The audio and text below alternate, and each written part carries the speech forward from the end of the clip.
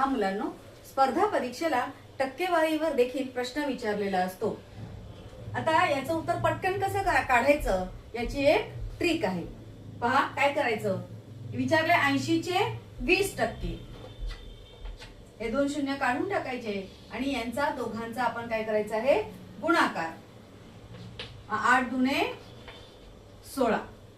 40 चे 30% विचारलेले आहे. मग हा शून्य काढायचा, हा शून्य काढायचा आणि यांचा दोघांचा आपण काय करायचा आहे, गुणाकार. मग 4 त्रिक 12. 90 चे 40% विचारलेले आहे. मग 90 चे 40% करताना आपण हा शून्य काढायचा, हा शून्य काढायचा, यांचा दोघांचा करायचा गुणाकार. 9 चोक 36. 50 चे 10% विचारले. शून्य गेला, शून्य गेला, 5 एके 5.